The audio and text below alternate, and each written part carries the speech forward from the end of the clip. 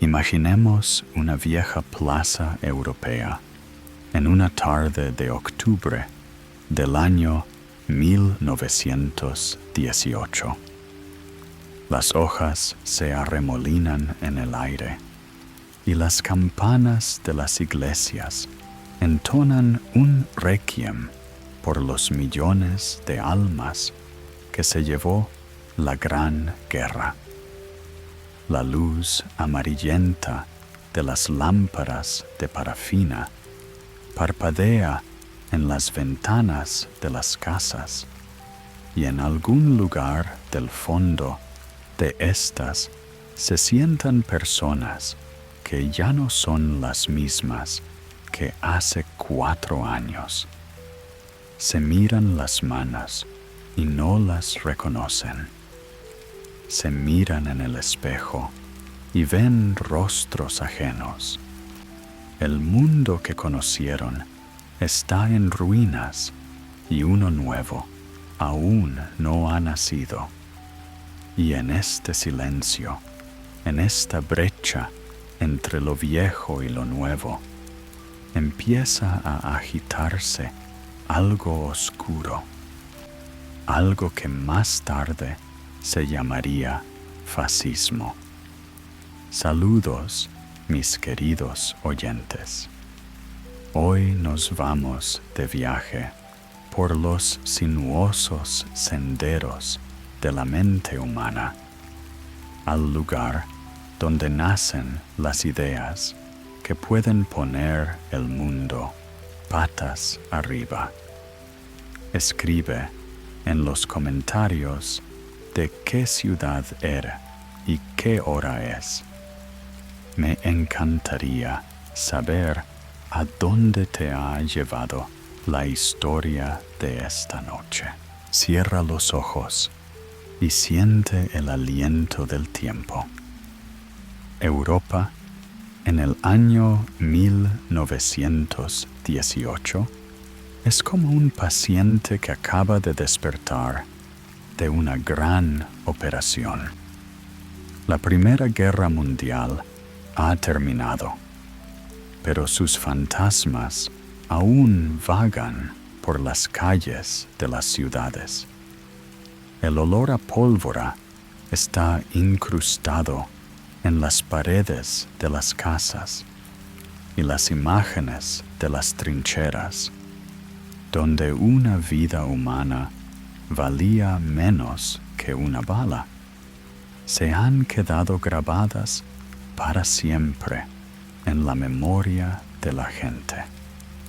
En esta atmósfera de dolor y desilusión comienzan a madurar ideas que cambiarán la faz del siglo XX.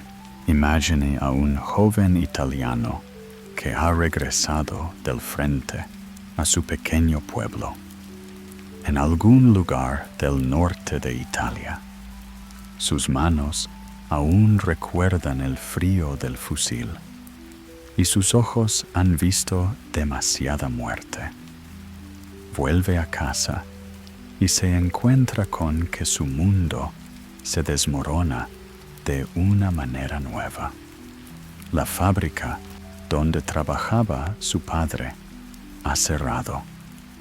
El dinero se ha depreciado tanto que hay que pagar lo que costaba una vaca por una barra de pan. Y en la ciudad vecina, los obreros toman las fábricas, agitan banderas rojas y gritan por la revolución mundial. Este joven se siente traicionado por todos, tanto por los que le enviaron a la guerra como por los que ahora le prometen un futuro mejor a través de la lucha de clases. En su pecho se está gestando una rabia que busca una salida, que busca a alguien a quien culpar y alguien que pueda darle respuestas. Esas personas, millones de esas personas, se convirtieron en el terreno en el que germinaron las semillas del fascismo.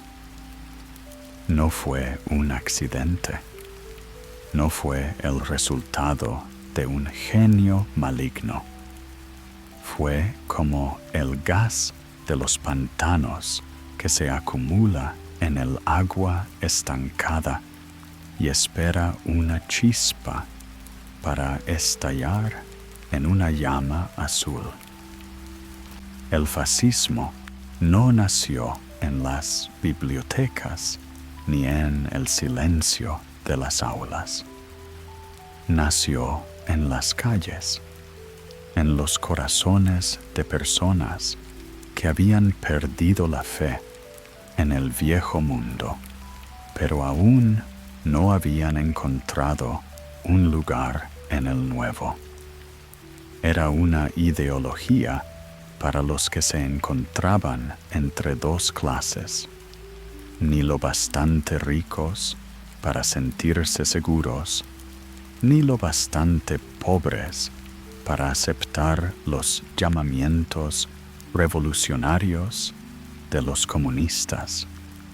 Pequeños comerciantes, burócratas, estudiantes, veteranos de guerra, todos vivían en un estado de ansiedad constante, sintiendo que el suelo familiar se desmoronaba bajo sus pies, y en este estado de confusión colectiva aparece un hombre para decirles lo que quieren oír.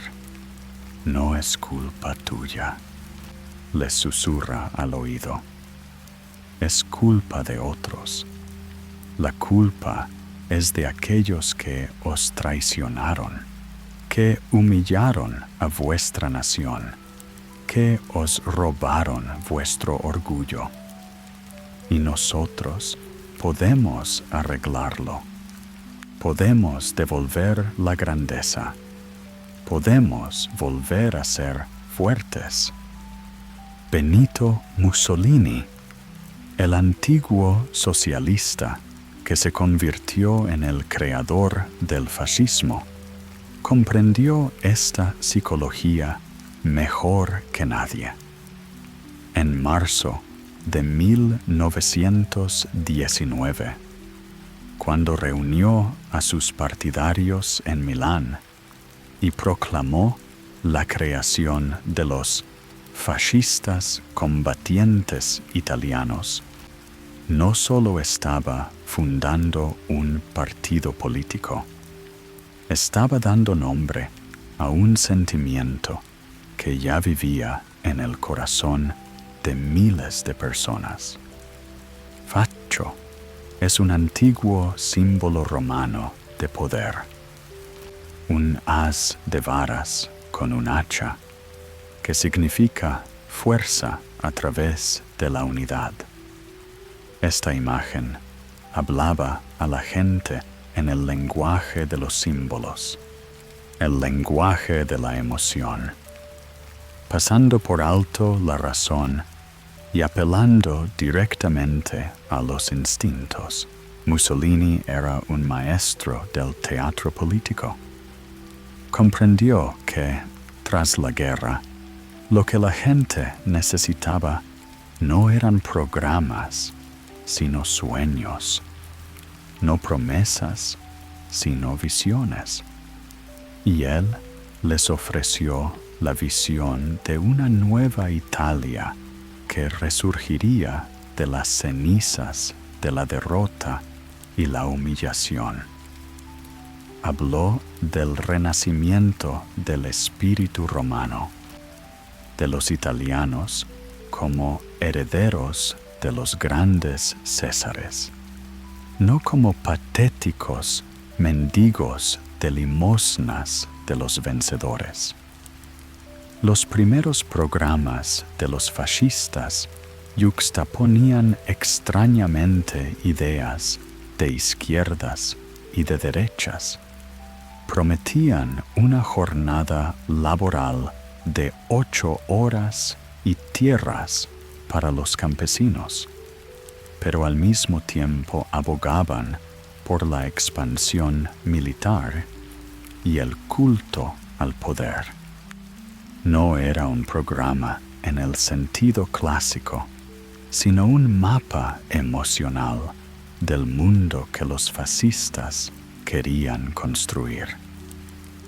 Un mundo en el que no habría lugar para la debilidad, en el que la nación se convertiría en un organismo unificado, en el que cada hombre encontraría su lugar en la gran marcha hacia la grandeza.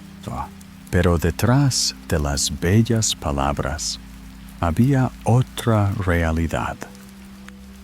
Los camisas negras, unidades fascistas armadas, marchaban por las calles de las ciudades italianas, dejando tras de sí socialistas apaleados y redacciones de periódicos izquierdistas destrozadas.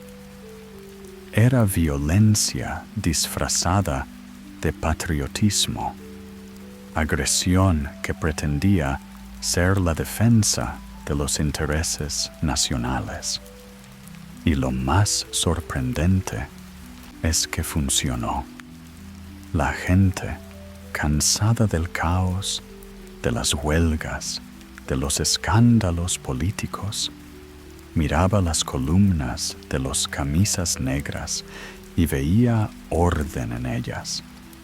Oían los discursos de Mussolini y sentían que por fin alguien les hablaba en un lenguaje que podían entender. El lenguaje del orgullo, no el de la vergüenza. El lenguaje de la fuerza, no el de la debilidad. Cuando 40.000 fascistas marcharon sobre Roma en octubre de 1922, no fue tanto un golpe militar como una representación teatral. Mussolini ni siquiera participó en la campaña. Esperó el resultado en Milán, dispuesto a huir a Suiza en caso de fracaso. Pero el rey Víctor Manuel, en lugar de declarar la ley marcial, prefirió negociar. El miedo a la guerra civil, la esperanza de que los fascistas pudieran ser domados y utilizados, todo ello hizo que el 30 de octubre Mussolini se convirtiera en primer ministro de Italia. Así comenzó una era que duraría más de 20 años y cambiaría no solo Italia, sino el mundo entero. El fascismo dejó de ser un fenómeno italiano localizado y se convirtió en un producto de exportación. Una idea que podía adaptarse a las condiciones locales de cualquier país donde reinara la frustración y la crisis. Pero, ¿qué es el fascismo en su esencia? Si dejamos a un lado todas las manipulaciones políticas y los eslóganes propagandísticos, se basa en una idea muy simple y muy aterradora. La idea de que algunas personas son mejores que otras por derecho de nacimiento. Que una nación, una raza, un grupo puede reclamar un lugar especial en el mundo. Puede exigir un espacio vital a expensas de los demás. que los fuertes tienen derecho a dominar a los débiles, no porque sea justo, sino simplemente porque son fuertes. Esta idea no era nueva. Había impregnado toda la historia de la humanidad, ocultándose tras nobles palabras sobre la misión civilizadora, sobre la elección de Dios, sobre el orden natural de las cosas. Pero el fascismo la convirtió en algo teatral, sistemático, con base científica. Tomó los escritos de Friedrich Nietzsche y sus ideas sobre el superhombre y las distorsionó hasta hacerlas irreconocibles. Tomó la teoría evolucionista de Darwin y la aplicó a la sociedad humana, declarando que la lucha social era una ley natural de la naturaleza. Mussolini, este antiguo profesor y periodista convertido en dictador, hizo de la política una religión. Para él, el fascismo no era solo una forma de dirigir el Estado, sino una nueva fe que sustituiría al cristianismo y al socialismo. Fe en la fuerza, en la nación, en el líder que encarna el espíritu del pueblo. En la Italia fascista, incluso el calendario empezó a guardarse a partir de la Marcha sobre Roma, como los cristianos guardan el calendario a partir de la Natividad de Cristo. Poco a poco, el sistema fascista enredó la vida italiana como una tela de araña. Se crearon corporaciones, asociaciones de trabajadores y empresarios para sustituir la lucha de clases por la cooperación en beneficio de la nación. En realidad, esto significaba que el Estado adquiría el control de toda la vida económica. Podía fijar los precios, los salarios, las condiciones de trabajo. Los trabajadores ya no podían hacer huelga. Los empresarios ya no podían competir libremente. Todo tenía que servir a un fin: el poder del Estado. Pero el fascismo no se limitaba a la política y la economía. Buscaba penetrar en el alma de las personas, cambiar su pensamiento. Se crearon organizaciones después del trabajo para llenar el tiempo libre de los italianos con pensamientos y entretenimientos adecuados. Sábados fascistas, donde los jóvenes aprendían a marchar y a disparar.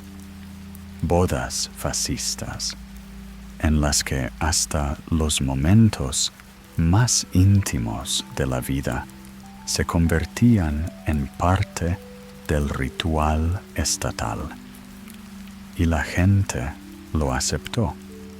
No toda, por supuesto, pero sí mucha, porque el fascismo les ofrecía aquello de lo que habían sido privados: un sentido de pertenencia, un sentido de propósito, la ilusión de que sus vidas tenían sentido en el marco de un gran proyecto nacional.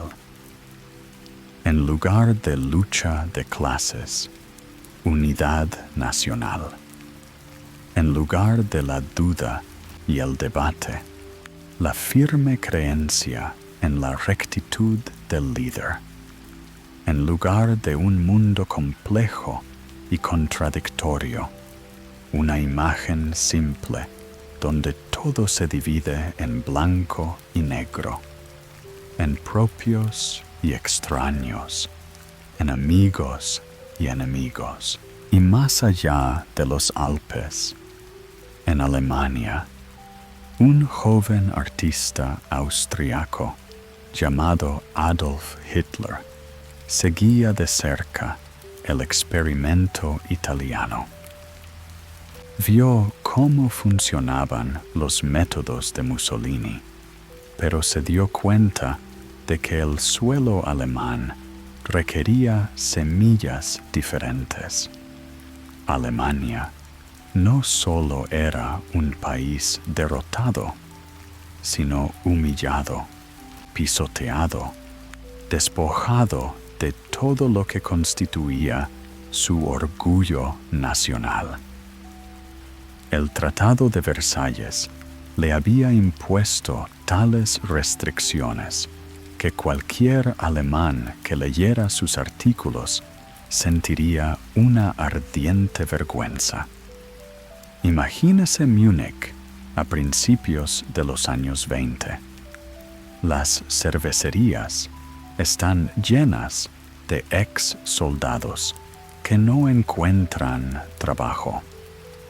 Hay mítines en las calles donde los oradores prometen una montaña de oro, pero mañana todo podría ponerse patas arriba. El dinero se deprecia tan rápido que la gente recibe su salario 2 veces al día e inmediatamente corre a gastarlo antes de que se convierta en hermosos pero inútiles trozos de papel. En este caos nace la leyenda de la puñalada por la espalda, que el ejército alemán no fue derrotado en el campo de batalla, sino traicionado por los criminales de noviembre, los políticos que firmaron el armisticio. Y es en esta atmósfera de traición y humillación donde Hitler encuentra su voz. No era un gran orador por naturaleza, más bien al contrario. Este hombre bajito, con un peinado ridículo, había permanecido durante mucho tiempo al margen de la vida política de Múnich. Pero tenía algo que los demás no tenían: la capacidad de sentir el dolor de la multitud y convertir ese dolor en rabia y la rabia en poder político. Cuando Hitler intentó hacerse con el poder en Baviera en 1923, el famoso golpe de la cerveza fracasó por completo. La policía dispersó a sus partidarios. Varias personas murieron y el propio Hitler fue detenido.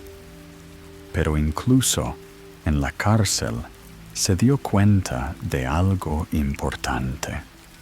No se puede tomar el poder por la fuerza.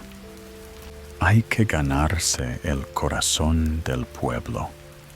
Hay que ofrecerle algo que esté dispuesto a aceptar voluntariamente. Y Hitler empezó a construir su propia versión de la ideología fascista. Si Mussolini se basó en las ideas de la grandeza de Roma y del imperio mediterráneo, Hitler cavó más hondo. Recurrió a los rincones más oscuros de la conciencia europea, a las teorías raciales que habían agitado las mentes de los pseudocientíficos durante medio siglo. El racismo no fue un invento de Hitler. Las ideas de la supremacía blanca, de la desigualdad de las razas humanas, de que unos pueblos están destinados a dominar a otros, estaban en el aire en el siglo XIX. Ya en el siglo XVIII, el conde Arthur de Gobineau escribió un tratado sobre la desigualdad de las razas humanas. Houston Stewart. Chamberlain creó toda una filosofía de la superioridad germánica. Y Hitler simplemente juntó todas estas ideas y ofreció a los alemanes el más seductor de todos los papeles posibles. El papel del pueblo elegido para salvar al mundo del caos y la degeneración. El nacionalsocialismo, como llamaban los fascistas alemanes a su ideología, era una versión aún más radical de lo que predicaba Mussolini.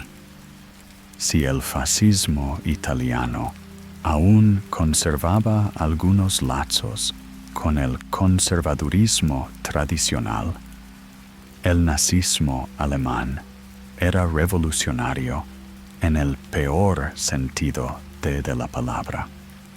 No quería simplemente cambiar el sistema político, quería cambiar la propia naturaleza humana, crear un hombre nuevo, limpio de basura racial e ideas degeneradas. El antisemitismo se convirtió en el eje central de este sistema.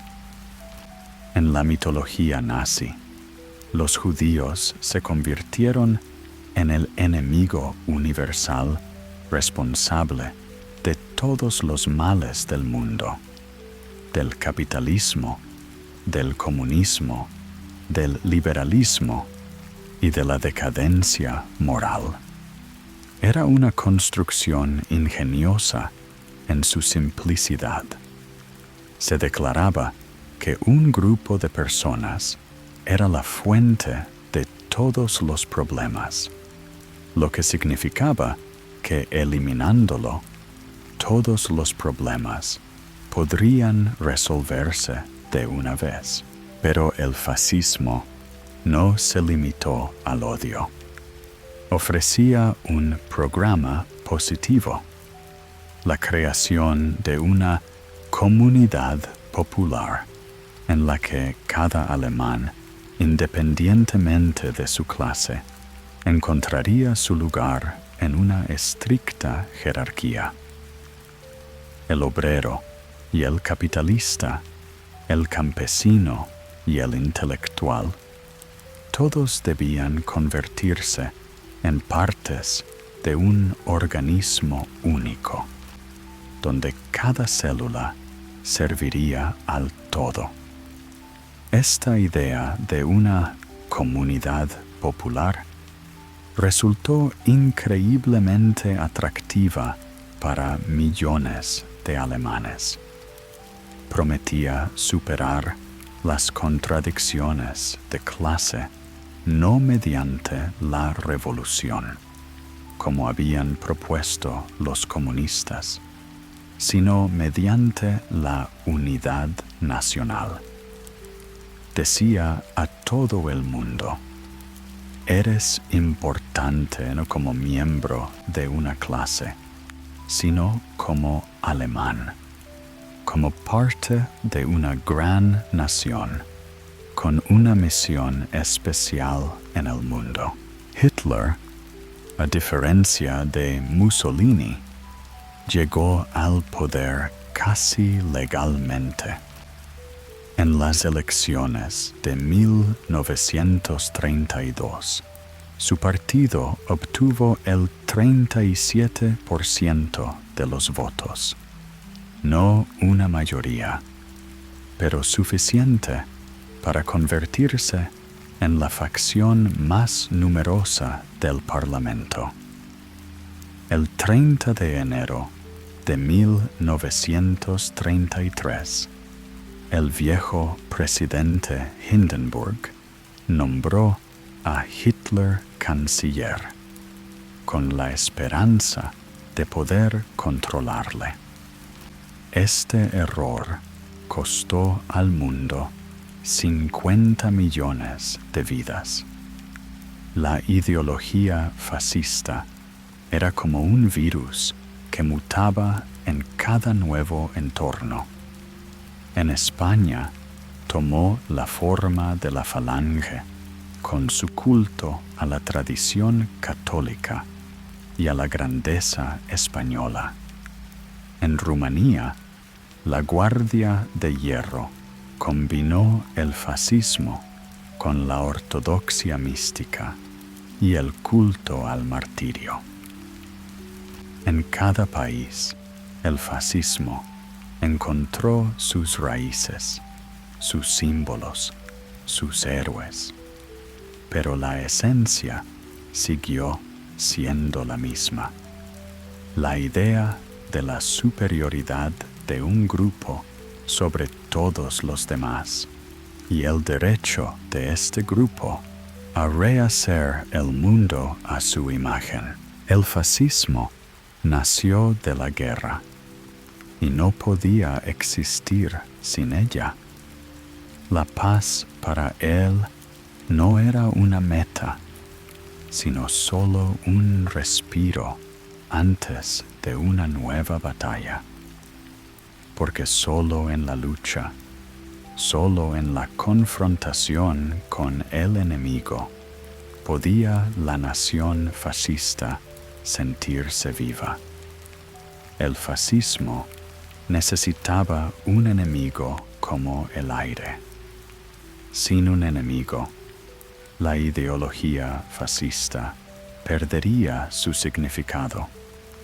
La energía fascista se disolvería en la rutina diaria. Y siempre había enemigos: comunistas, liberales, pacifistas, intelectuales, extranjeros, minorías nacionales. La lista era interminable y podía ampliarse según las necesidades. Lo principal era mantener la sensación de fortaleza asediada en la sociedad, la sensación de que había enemigos por todas partes, y solo la unidad en torno al líder podía salvar a la nación de la ruina. Imagínese una mañana de invierno del 30 de enero de 1933 en Berlín. La nieve cae sobre los tejados, cubriendo la ciudad con un blanco manto de silencio. Y en las oficinas del gobierno se está representando un drama que cambiará el curso de la historia. El viejo mariscal de campo Hindenburg, héroe de la pasada guerra, firma el decreto por el que se nombra canciller a Adolf Hitler. Le tiembla la mano, ya sea por la edad o por una premonición. Cree que nombra a una marioneta que puede controlar.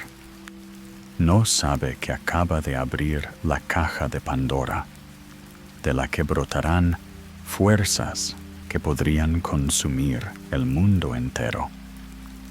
Los primeros meses del gobierno de Hitler se asemejaron a una extraña danza.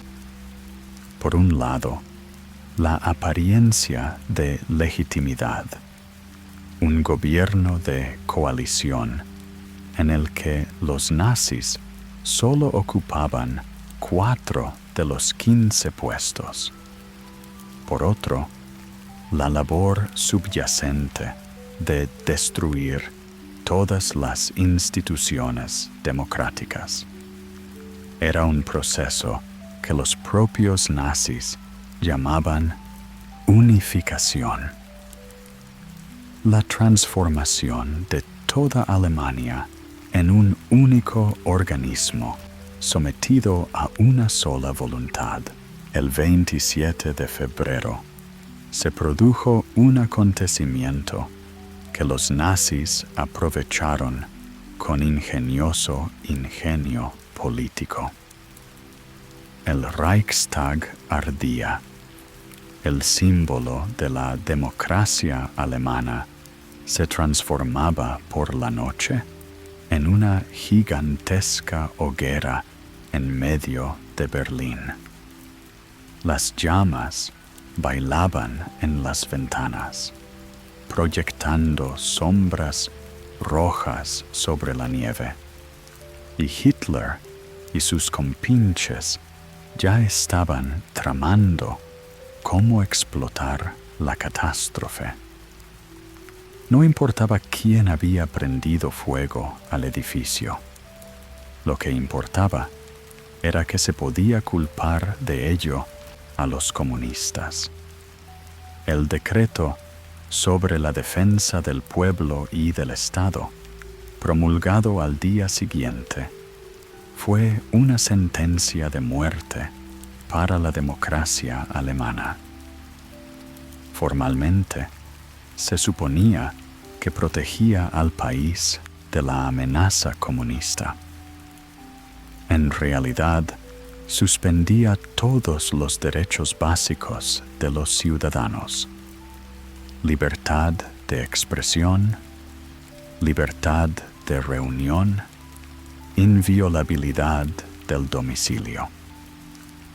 De la noche a la mañana, Alemania se convirtió en un estado policial en el que cualquiera podía ser detenido bajo sospecha de actividad contraria al Estado. Pero lo peor no fue el decreto en sí, sino la forma en que la sociedad lo aceptó. Millones de alemanes respiraron aliviados. Por fin alguien había puesto orden. El caos de la República de Weimar, con sus interminables coaliciones, escándalos y confusión política, por fin había terminado.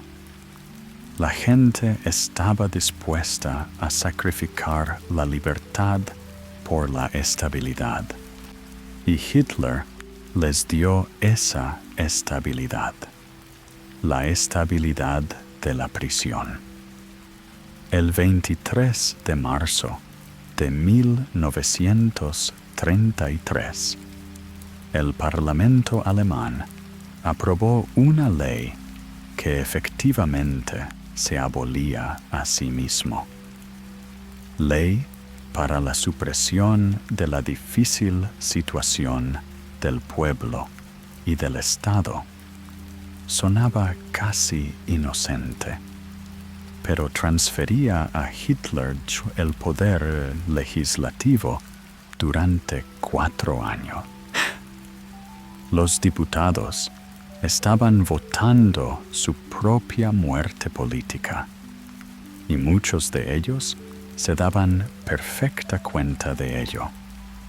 Pero, ¿qué podían hacer? El edificio del Parlamento estaba rodeado de tropas de asalto. El olor a violencia flotaba en el aire, y los que podrían haberse resistido ya estaban en la cárcel. Ahora Hitler no tenía que contar con el Parlamento, con el presidente, con la Constitución.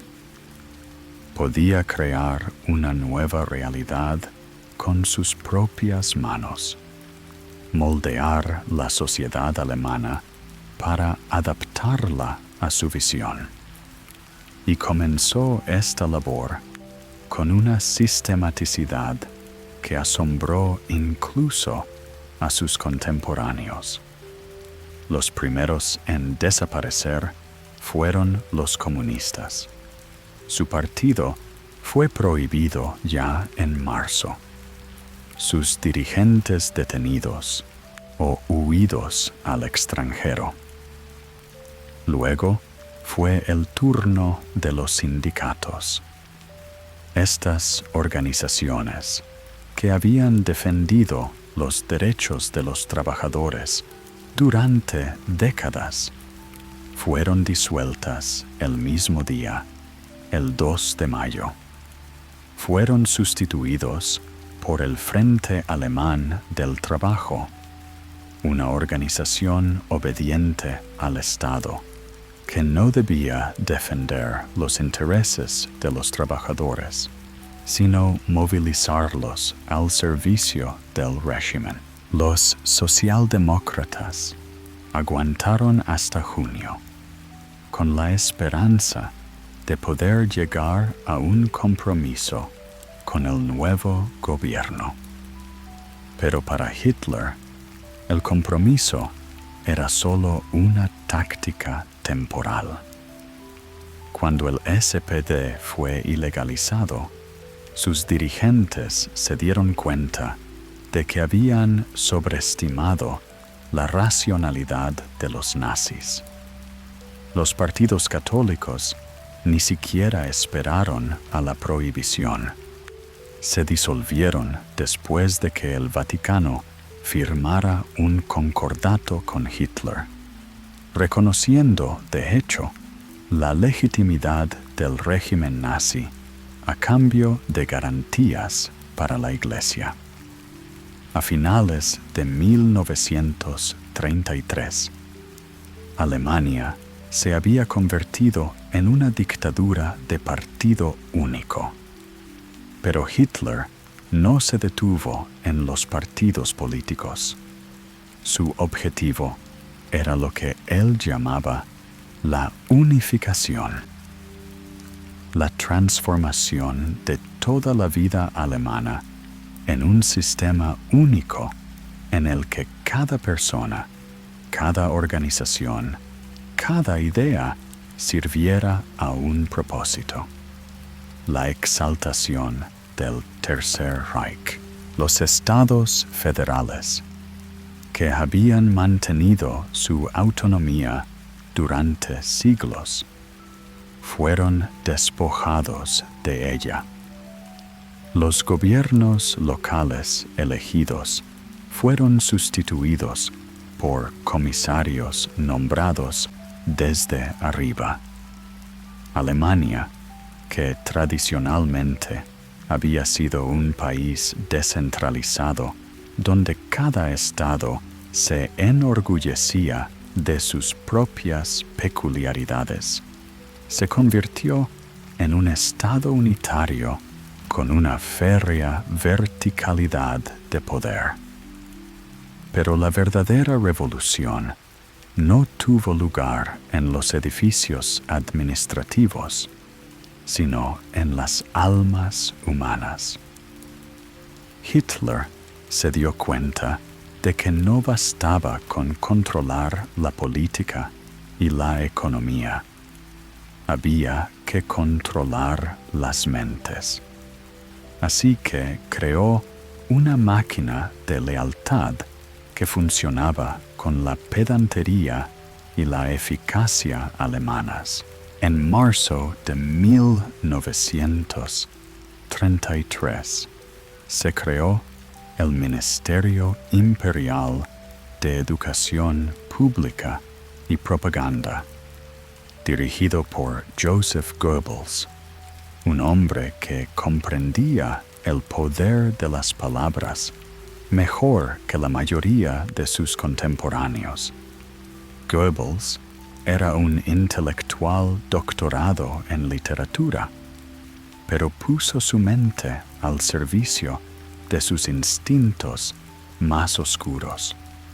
Sabía que una mentira repetida 1000 veces se convierte en verdad en la mente de las masas. La Cámara Imperial de Cultura, creada en septiembre del mismo año, se convirtió en una red que enredaba toda la vida espiritual de la nación. 7 cámaras especializadas controlaban la prensa, la radio, el cine, la literatura, el teatro, la música y las artes visuales. ¿Quieres ser periodista? Únete a la Cámara de Prensa y obedece sus reglas. ¿Quieres escribir libros? La Cámara de Literatura decidirá si tu obra es digna de los lectores alemanes. ¿Sueña con ser actor? La Cámara del Teatro comprobará tu filiación racial y política. El 10 de mayo de 1933 ardían incendios en las plazas de las ciudades alemanas. Pero no eran casas y almacenes lo que ardía, eran libros. Las obras de Heinrich Heine y Thomas Mann, Erich Maria Remarque y Stefan Zweig, Sigmund Freud y Albert Einstein se convirtieron en cenizas ante los gritos enfervorizados de los estudiantes. Fue un asesinato simbólico de la cultura alemana que durante siglos se había desarrollado en diálogo con el mundo, absorbiendo las mejores ideas y respondiendo a ellas con sus propios descubrimientos. En lugar de los libros quemados, se ofreció a los alemanes una nueva literatura, obras que celebraban la sangre y el suelo, la pureza racial y las hazañas de los héroes germánicos. El arte debía ser sencillo y comprensible para todos los arios. Debía transmitir un mensaje claro sobre la superioridad de la raza alemana y su misión histórica. El modernismo, el expresionismo, la abstracción, todo ello fue declarado arte degenerado, producto de una conciencia judía enferma. Miles de cuadros fueron retirados de los museos. Las obras de Picasso y Kandinsky, Klee y Beckmann se vendieron en el extranjero o se destruyeron. En su lugar, los museos se llenaron de lienzos monumentales que representaban a trabajadores arios ideales, guerreros musculosos, madres fértiles. El arte se convirtió en una ilustración del programa político. Pero los cambios más terribles se estaban produciendo en lo que los nazis llamaban higiene racial. Ya en julio de 1933 se aprobó la ley sobre la prevención de la progenie con enfermedades hereditarias. Detrás de estas palabras burocráticas se escondía un programa de esterilización forzosa de personas que el régimen consideraba inferiores. Retrasados mentales, enfermos mentales, epilépticos, alcohólicos, los médicos, las mismas personas que juraron no hacer daño, se convirtieron en los ejecutores de un programa racial. Seleccionaban a los pacientes para esterilizarlos. Evaluaban su valor genético. Decidían quién era digno de procrear y quién no. La medicina, una ciencia concebida para servir al hombre, empezó a servir a la idea de crear una raza pura. Y en el año 1936 se creó la organización Lebensborn, la fuente de la vida. Su tarea consistía en engendrar un hombre nuevo, es decir, seleccionar niños de padres racialmente completos. No se trataba solo de un experimento social, sino de un intento de aplicar a los seres humanos los mismos principios utilizados en la cría de animales. El hombre se convertía en material para la creación de razas.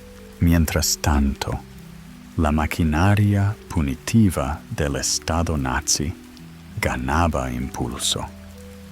Las tropas de asalto, las SS, que habían llevado a Hitler al poder, se convirtieron rápidamente en un lastre. Su líder, Ernst Röhm, soñaba con una segunda revolución que barriera no solo a los opositores políticos, sino también a las élites tradicionales, generales, industriales y funcionarios. Pero Hitler no necesitaba esa revolución, sino su apoyo. El 30 de junio de 1934, en la llamada Noche de los Cuchillos Largos, las SS, por orden de Hitler, masacraron a sus antiguos compañeros de armas. Röhm y docenas de otros líderes de las SA fueron asesinados sin juicio previo. Este fue un mensaje para cualquiera que pudiera cuestionar la autoridad absoluta del Führer. Cualquiera, incluso el asociado más cercano, podía ser sacrificado si se convertía en un obstáculo. Las SS de Heinrich Himmler se convirtieron en el pilar del régimen. No eran simples guardias, eran un nuevo tipo de orden, cuyos miembros eran seleccionados según estrictos criterios raciales y físicos. Himmler soñaba con crear una nueva aristocracia de sangre y tierra, una élite que gobernara el mundo conquistado. Las SS debían convertirse no solo en soldados, sino también en colonizadores, agricultores y administradores del nuevo imperio.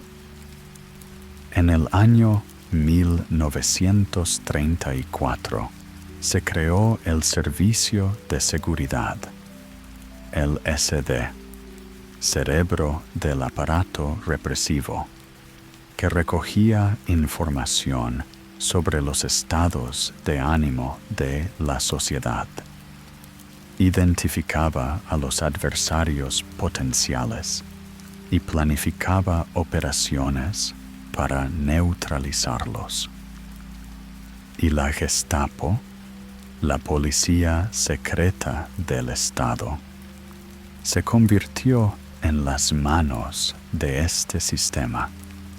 Sus agentes estaban en todas partes, en escuelas y universidades, en fábricas y oficinas, incluso en las familias. Los alemanes aprendieron rápidamente a mirar por encima del hombro antes de decir lo que pensaban. En 1935, Himmler se había hecho con el control de todo el sistema policial del Reich. Ahora tenía en sus manos no solo la policía política, sino también el servicio criminal ordinario, las brigadas de bomberos y la policía de tráfico. Todo el sistema de orden público se convirtió en un instrumento de control político. Ahora no solo los ladrones y asesinos eran considerados criminales, sino también aquellos que pensaban mal, que dudaban de la grandeza de la nación, que no mostraban suficiente entusiasmo. Los campos de concentración empezaron a crecer como setas después de la lluvia. El primer campo de Dachau se abrió ya en marzo de 1933. Al principio se enviaba allí a opositores políticos, comunistas, socialdemócratas, sindicalistas, pero poco a poco se fueron ampliando las categorías de prisioneros: criminales, vagabundos, prostitutas, testigos de Jehová, homosexuales, todos aquellos que no encajaban en el ideal nazi de comunidad popular. Y entonces los judíos empezaron a desaparecer. Primero fueron simplemente despedidos de la función pública. Luego se les prohibió ejercer la abogacía y la medicina. Después fueron expulsados de escuelas y universidades. Cada decreto, cada restricción se presentaba como una medida temporal, como una necesidad para la defensa del pueblo alemán. Pero detrás de estas formulaciones burocráticas se escondía un plan aterrador en su totalidad. El 15 de septiembre de 1935, en Nuremberg, la ciudad de las catedrales medievales y los artesanos, se aprobaron unas leyes que cambiaron para siempre el concepto de dignidad humana. Las leyes raciales de Nuremberg despojaron a los judíos de su ciudadanía alemana. Les prohibieron casarse con no judíos y los convirtieron en ciudadanos de segunda clase en su propio país. La ley fue redactada por abogados, aprobada por un parlamento legalmente elegido y publicada en medios oficiales. La discriminación adquirió el estatus de política de Estado, pero los nazis fueron aún más lejos. Se dieron cuenta de que, Para que su ideología triunfara plenamente, no bastaba con controlar la política y la economía, sino que necesitaban controlar la propia cultura, el pensamiento de la gente. Así que empezaron a reescribir la historia, a rehacer el arte, a reeducar a los niños. En las escuelas, a los niños alemanes se les enseñaba ahora la ciencia racial, la pseudociencia de la superioridad de la raza aria. Los libros de historia hablaban de la heroica lucha de las tribus germánicas contra las legiones romanas, de las gloriosas hazañas de los caballeros teutónicos, de cómo los judíos y los eslavos habían parasitado durante siglos el honrado trabajo de los campesinos y artesanos alemanes. La geografía se convirtió en la justificación de la teoría del espacio vital. La idea de que el pueblo alemán necesitaba nuevas tierras para su desarrollo biológico. Ni siquiera las matemáticas y la física escaparon a la ideologización. La teoría de la relatividad de Einstein fue declarada pseudociencia judía y se le opuso la física aria basada en el sentido común y la sabiduría popular. Las matemáticas abstractas se consideraban producto del pensamiento semita, incapaz de una percepción concreta y práctica del mundo. Y el cine se convirtió en una poderosa herramienta de propaganda. Las películas de Leni Riefenstahl, El triunfo de la voluntad y Olimpia, mostraban a Alemania como un país de héroes, un país de gente bella, fuerte y decidida, que marchaba hacia un futuro brillante bajo la guía de un líder sabio. Estas películas eran hermosas. Riefenstahl era una directora de talento, pero su belleza tenía un feo propósito: hacer que el nazismo fuera atractivo, romántico, casi religioso.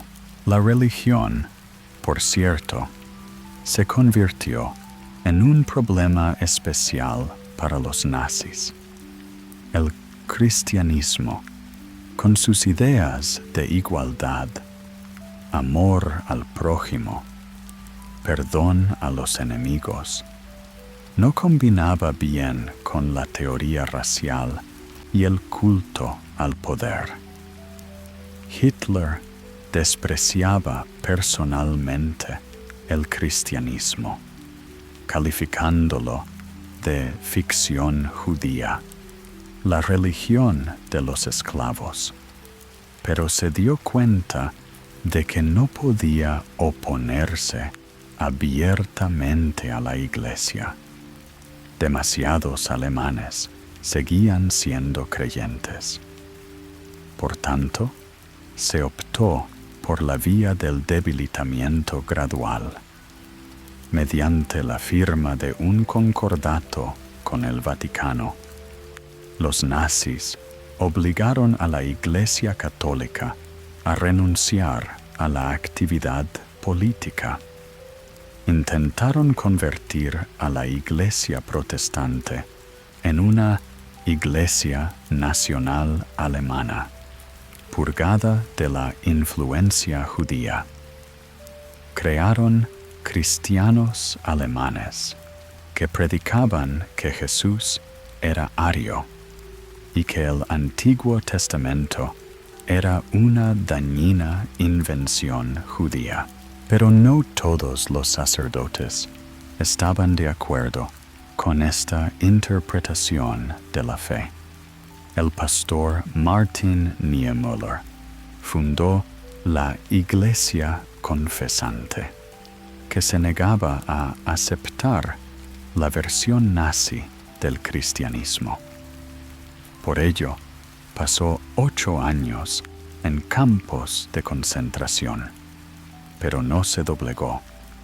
Sus famosas palabras: primero vinieron a por los comunistas, pero yo no era comunista y guardé silencio, se convirtieron en una advertencia para las generaciones futuras sobre a qué conduce la indiferencia ante la desgracia ajena. La política económica de los nazis también estaba subordinada a sus objetivos ideológicos. No buscaban la prosperidad por la prosperidad. Preparaban al país para la guerra. El plan cuatrienal, introducido en 1936, bajo la dirección de Hermann Göring, era esencialmente un plan de movilización militar.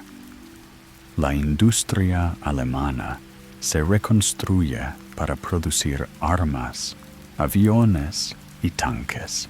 El desempleo, que fue el azote de la República de Weimar, fue efectivamente eliminado.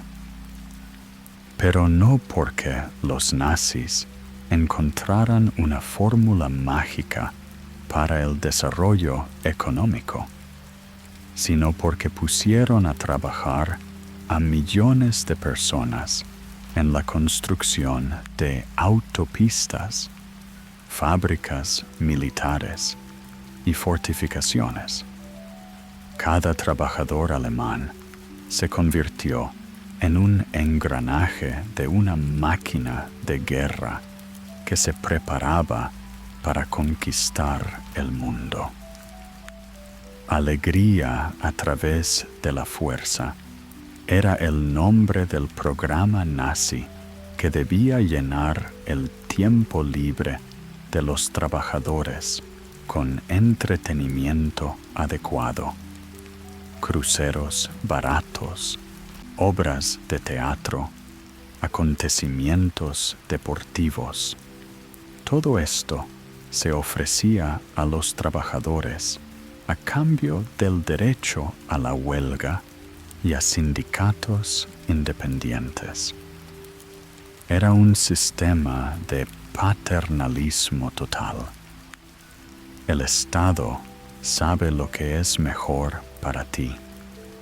El Estado te proporcionará todo lo que necesites, pero a cambio debes entregarle tu alma. Los nazis convirtieron el 1 de mayo, que tradicionalmente había sido un día de solidaridad internacional de los trabajadores, en el Día Nacional del Trabajo. Las banderas rojas fueron sustituidas por esvásticas, las canciones internacionales por himnos a Vaterland. Fue una toma simbólica de los símbolos más sagrados para la clase obrera y su recodificación en el espíritu del nacionalsocialismo. Y los jóvenes eran educados desde la infancia en el espíritu de la nueva ideología. Las juventudes hitlerianas se convirtieron en una escuela para futuros soldados y madres. Los chicos aprendían a marchar y disparar. Las chicas a preparar y dar a luz hijos para el Führer. A los 10 años, un niño ya sabía que el mundo estaba dividido en superiores e inferiores, que los alemanes estaban llamados a dominar y los demás pueblos a servir o desaparecer. Pero lo más sorprendente fue lo rápido que este sistema empezó a parecer normal. 1 o 2 años después de la llegada de los nazis al poder, millones de alemanes no podían imaginar cómo habían vivido antes. El caos de la República de Weimar parecía un mal sueño, mientras que el nuevo orden parecía el estado natural de la sociedad. La gente se adaptaba, encontraba su lugar en el nuevo sistema y aprendía a vivir según sus reglas. Por supuesto, hubo quienes se resistieron. Grupos clandestinos de comunistas y socialdemócratas, sacerdotes e intelectuales, incluso algunos conservadores que se dieron cuenta de a dónde conducía el experimento nazi. Pero eran una minoría. La mayoría de los alemanes apoyaban el régimen o lo aceptaban tácitamente. ¿Por qué sucedió esto? ¿Cómo pudo toda una nación que había dado al mundo a Goethe y Beethoven, a Kant y a Hegel, apoyar una ideología que convertía al hombre en material racial? La respuesta a esta pregunta no está en las peculiaridades del carácter alemán, sino en las peculiaridades del momento histórico. El fascismo fue una enfermedad de crisis. Surgió cuando y donde los viejos sistemas de valores se derrumbaban y aún no se habían formado otros nuevos. En esos momentos, el miedo se apodera de la gente. Miedo a la incertidumbre, a un futuro que no se puede predecir. Y el fascismo ofrecía una cura para este miedo.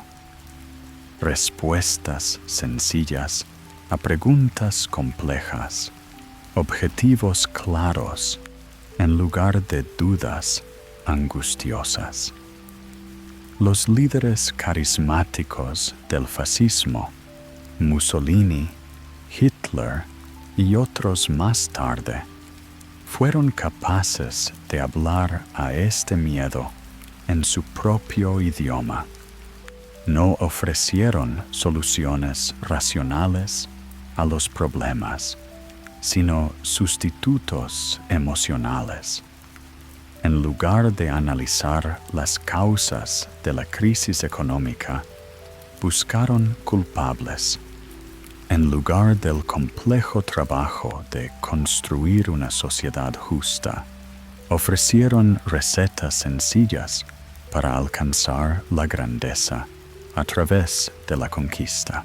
Hitler tenía un don especial. Podía convertir el dolor personal en rabia colectiva. En sus discursos, literalmente encarnaba físicamente el sufrimiento del pueblo alemán. Su voz se quebraba de indignación cuando hablaba del Tratado de Versalles. Su rostro se contorsionaba de odio cuando mencionaba a los enemigos de Alemania. Y luego, poco a poco, su voz se volvió más tranquila, más confiada, cuando habló de la futura grandeza del Reich. La gente que le escuchaba vivía con él toda la gama de emociones, desde la desesperación hasta el éxtasis. No era política en el sentido habitual de la palabra. Era una sesión de psicoterapia de masas, en la que millones de personas recibían la ilusión de curarse de un trauma histórico. La ideología fascista funcionaba como una droga. Aliviaba temporalmente el dolor, pero requería dosis cada vez mayores, estímulos cada vez más fuertes. Estos incentivos llegaron en forma de nuevos enemigos, nuevas amenazas, nuevas razones para la movilización. Después de los comunistas, fue el turno de los judíos. Después de los judíos, fue el turno de los eslavos. Después de los eslavos, fue el turno de todos aquellos que obstaculizaban la realización de la utopía racial. Una vez puesta en marcha, la máquina del odio no podía detenerse. Exigía más y más combustible. Los días 9 y 10 de noviembre de 1938 tuvo lugar en toda Alemania la Kristallnacht, un pogromo organizado durante el cual se destruyeron sinagogas, se saquearon tiendas judías y se golpeó y asesinó a decenas de personas. Las calles de las ciudades alemanas quedaron sembradas de fragmentos de escaparates rotos. De ahí su nombre. Pero no fue una explosión espontánea de ira popular, como afirmaba la propaganda. Fue una operación cuidadosamente planeada para demostrar a la población judía que no había lugar para ellos en la Nueva Alemania.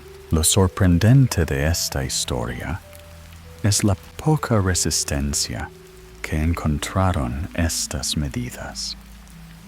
La mayoría de los alemanes simplemente dieron la espalda, fingieron que no pasaba nada, iban a trabajar, leían periódicos, veían películas, criaban a sus hijos, todo ello con el telón de fondo de vecinos que desaparecían, tiendas cerradas, iglesias destruidas.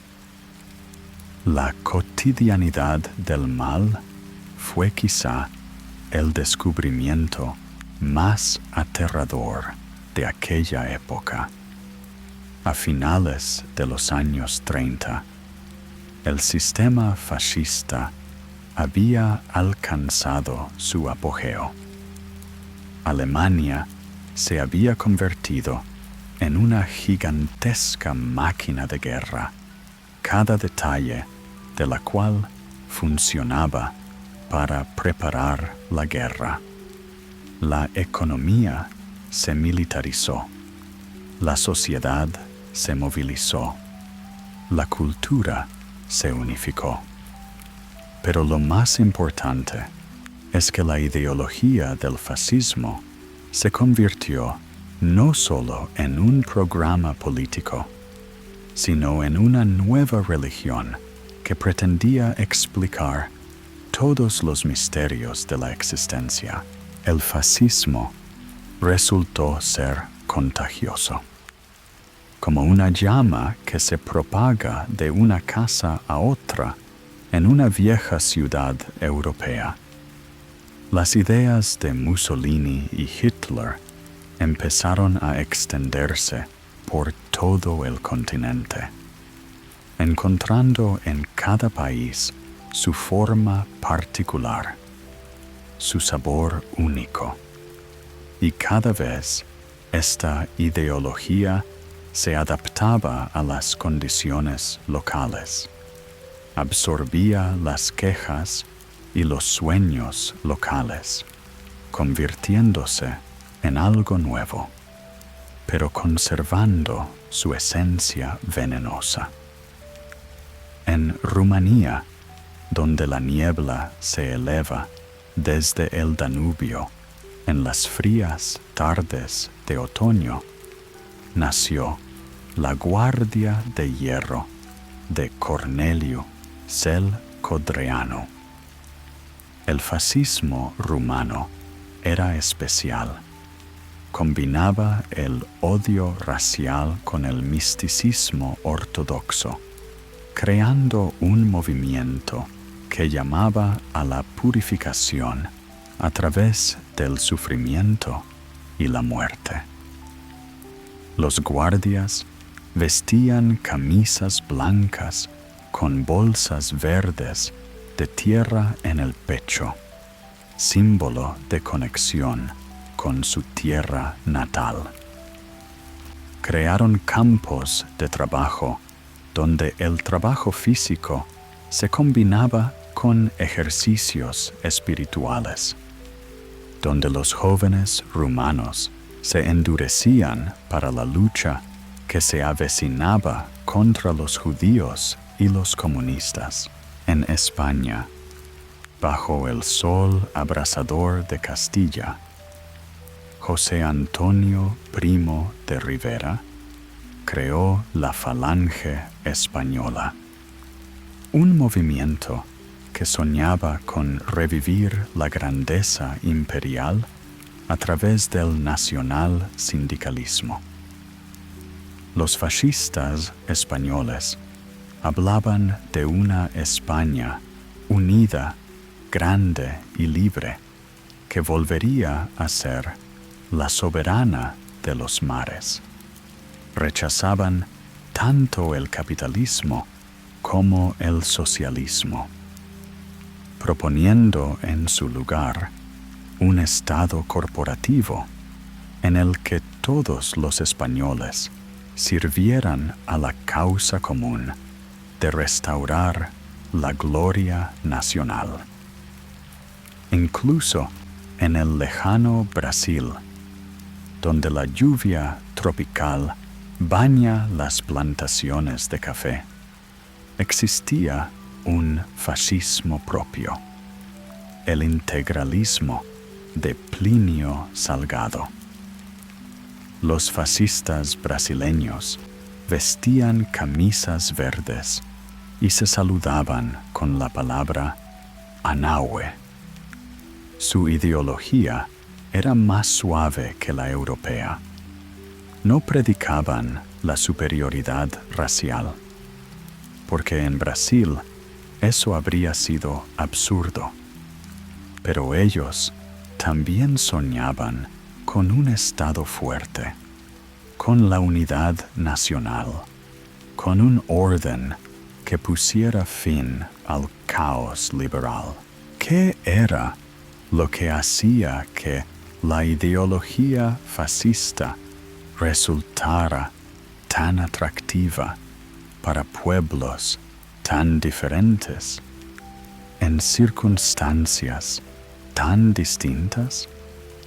La respuesta reside en la propia naturaleza de esta ideología, en su capacidad para convertir problemas complejos en soluciones sencillas, la diversidad del mundo en una imagen en blanco y negro.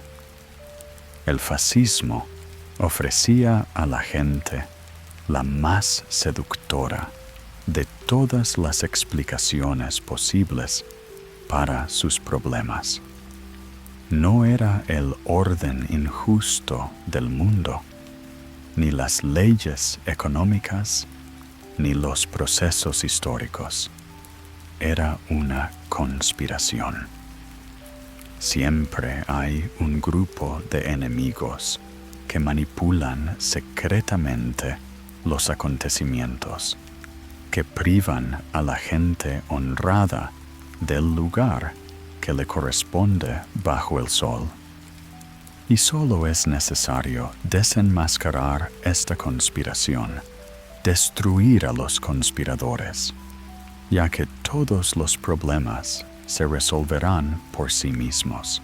Esta lógica conspirativa era increíblemente conveniente, porque eliminaba la responsabilidad de la propia vida de las personas. ¿No consigues trabajo? Culpa a los judíos, que han ocupado todos los puestos clave. El país está perdiendo la guerra. Culpa a los traidores en el frente interno. Crisis económica. Las mentiras de los banqueros internacionales. Para cada problema había una respuesta sencilla. Para cada fracaso había un culpable conveniente. Y lo que es más importante, el fascismo ofrecía no solo una explicación de los problemas, sino una forma de resolverlos, no a través de un trabajo largo y meticuloso, no a través del compromiso y la negociación, sino a través de la lucha, a través de la violencia, a través de la subyugación del débil por el fuerte. Era una solución que apelaba a los instintos más primitivos, el deseo de dominar, el hambre de respuestas sencillas, el anhelo de una mano fuerte que pusiera orden. Los líderes fascistas comprendían la psicología de las masas mejor que muchos psicólogos profesionales. Sabían que la gente no se movía tanto por intereses racionales como por emociones. Miedo, ira, orgullo, envidia.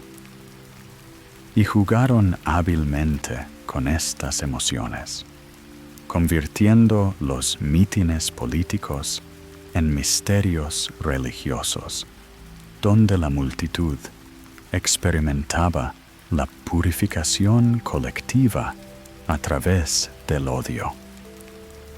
Los congresos de Nuremberg del partido nazi fueron precisamente esos misterios.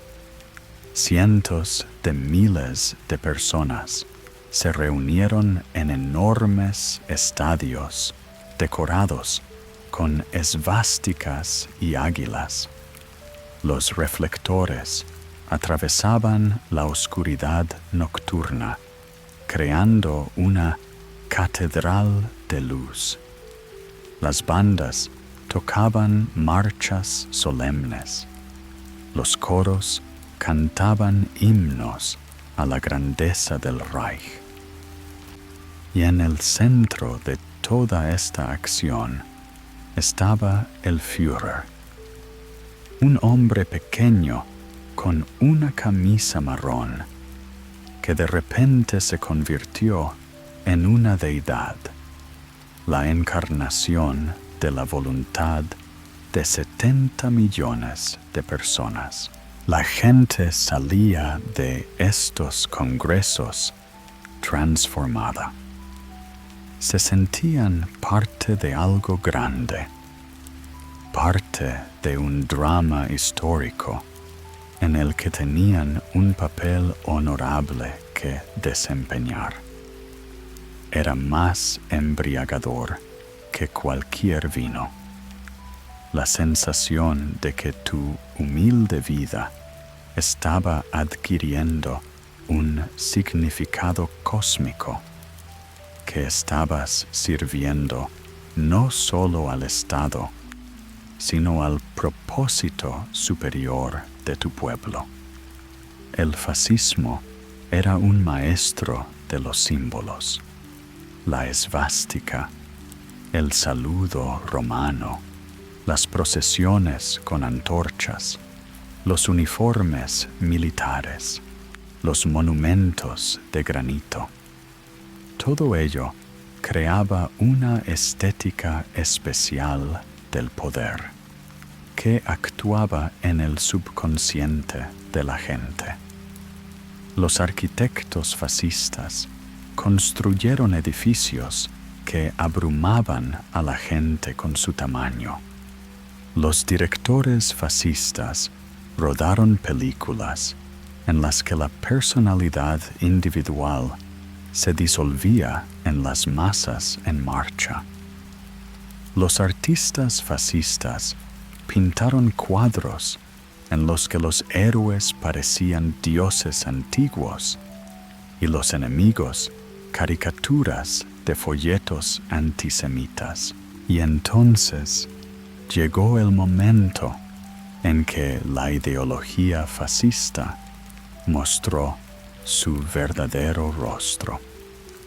Todo lo que durante años se había ocultado tras las bellas palabras sobre el renacimiento nacional, sobre la higiene racial, sobre la creación de un hombre nuevo, de repente resultó tener un reverso terrible.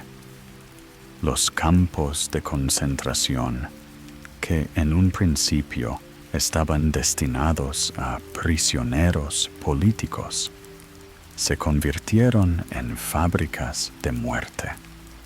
Auschwitz, Majdanek, Treblinka, estos nombres seguirán siendo para siempre símbolos de a lo que puede conducir el odio humano elevado al rango de política de Estado.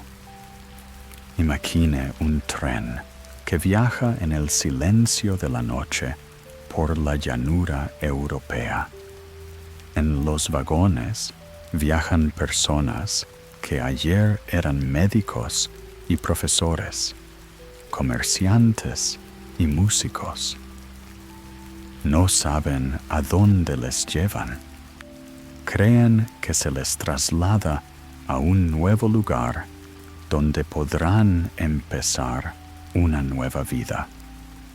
Pero el tren los lleva a la estación final de la ideología fascista, a un sistema de exterminio organizado con la puntualidad y la eficacia alemanas.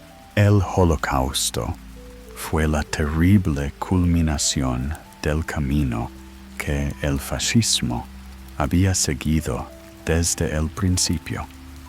6 millones de judíos, y con ellos gitanos, polacos, prisioneros de guerra soviéticos, enfermos mentales, testigos de Jehová, todos fueron víctimas de una ideología que dividía a la humanidad entre los que merecían la vida y los que debían ser exterminados. Esto no fue un accidente.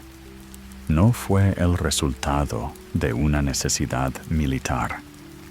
Fue la conclusión lógica de una teoría racial llevada a su absurda conclusión. Lo que resulta especialmente sorprendente de esta historia es cómo la gente corriente se convirtió en cómplice del crimen. ferroviarios que conducían los trenes de la muerte, médicos que realizaban selecciones en la rampa, contables que gestionaron las herencias de los asesinados, ingenieros que diseñaron las cámaras de gas. Todos ellos no eran sádicos ni maníacos, eran personas normales que hacían su trabajo, cobraban y volvían a casa con sus familias. El mal resultó ser banal, mundano, burocrático. La maquinaria fascista funcionaba con una eficacia aterradora, precisamente porque convertía el asesinato en un procedimiento administrativo. Nadie se sentía personalmente responsable. Cada uno no era más que un engranaje de una enorme máquina, cada uno haciendo solo una pequeña parte del trabajo global. Uno registraba las llegadas, otro clasificaba sus pertenencias, un tercero abría el gas, un cuarto quemaba los cadáveres. Nadie mataba, cada uno hacía su trabajo. Pero la guerra que desencadenó el fascismo fue también su tumba. Una ideología construida sobre el culto al poder chocó con una fuerza más poderosa, el poder unido de los pueblos que no estaban dispuestos a aceptar el nuevo orden fascista. Stalingrado y Kursk, el desembarco de Normandía y la ofensiva sobre Berlín. Cada una de estas batallas no fue solo una batalla militar, sino también un choque de visiones del mundo, una lucha por el derecho a determinar el futuro de la humanidad.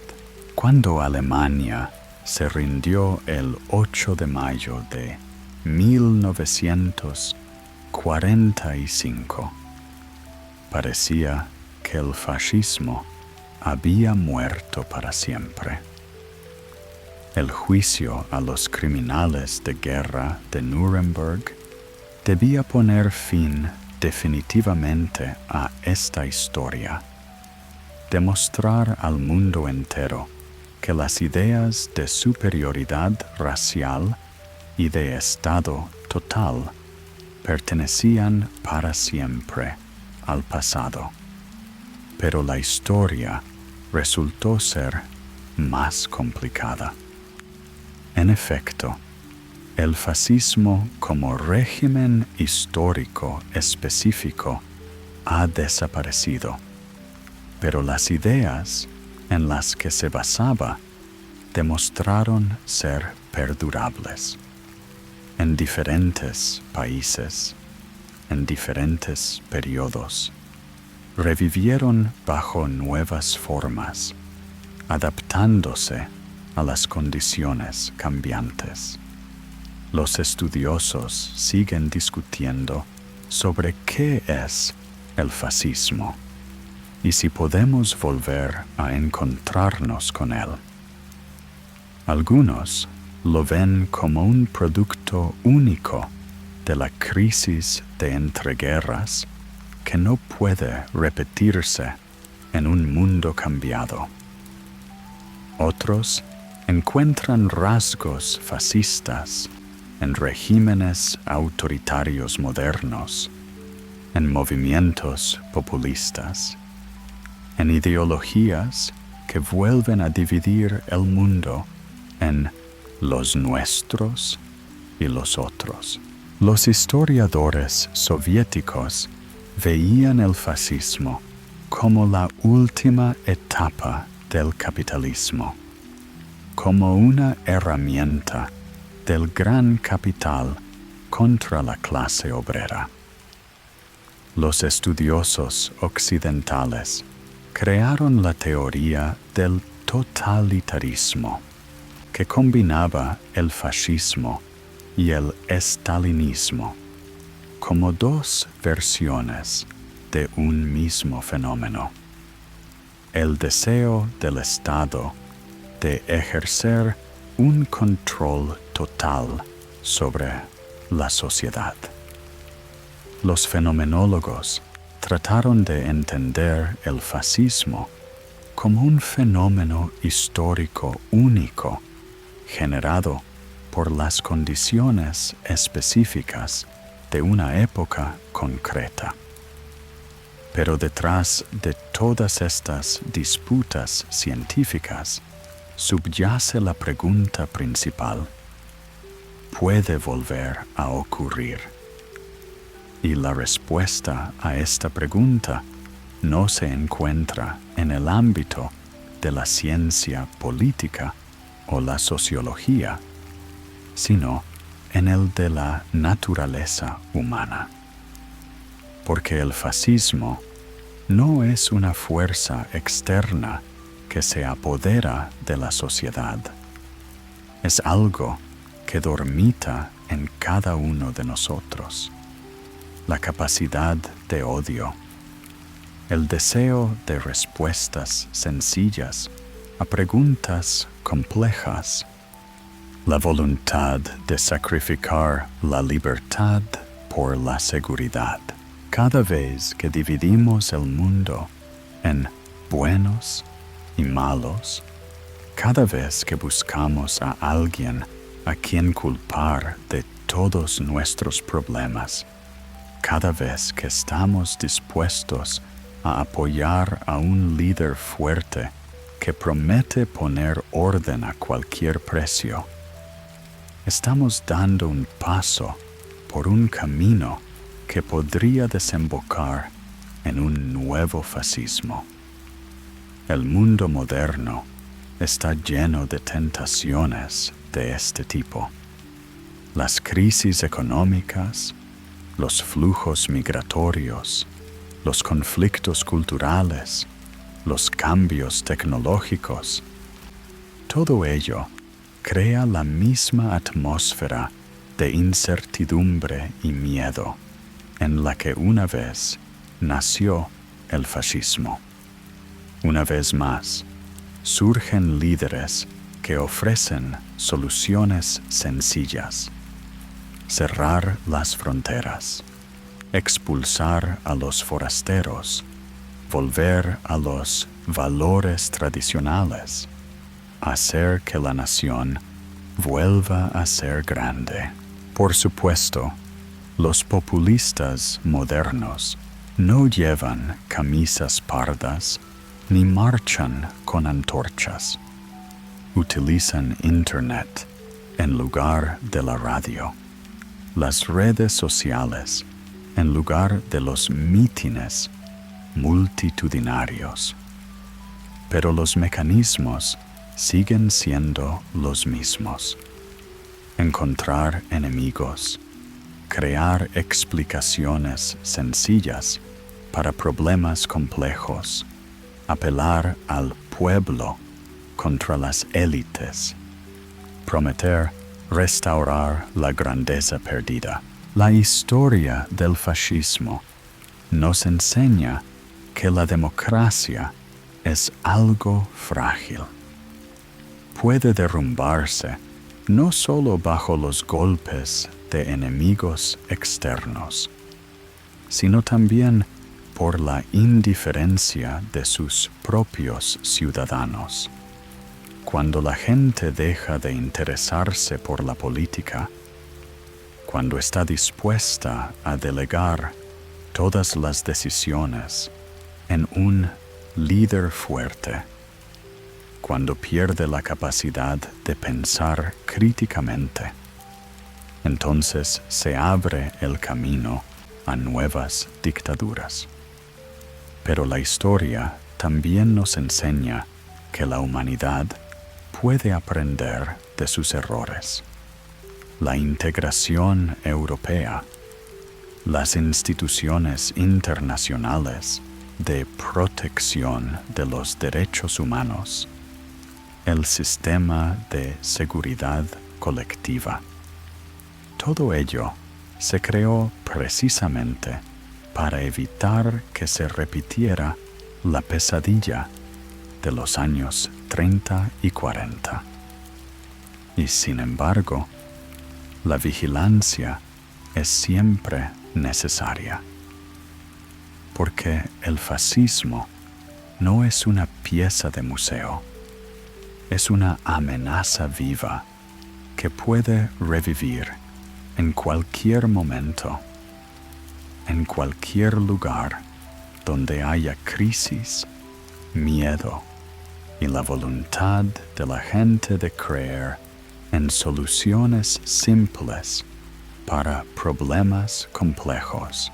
Cuando te vayas a dormir esta noche, piensa en esto.